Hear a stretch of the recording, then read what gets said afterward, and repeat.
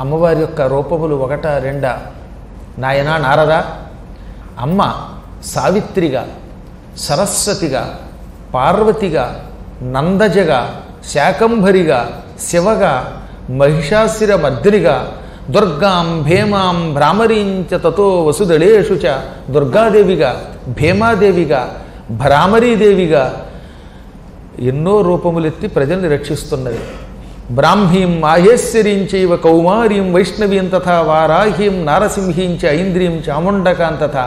బ్రాహ్మిగా, మాహేశ్వరిగా, కౌమారిగా, వైష్ణవిగా, వారాహిగా, నారసింహిగా, ఐంద్రి అనే పేరుతో ఇంద్రాణిగా, చాముండగా ఇన్ని నామములతో ఉన్న తల్లి ఏదో ఒక నామమును, ఏదో ఒక రూపమును, మొత్తం మీద అది అమ్మ రూపమై ఉండాలి.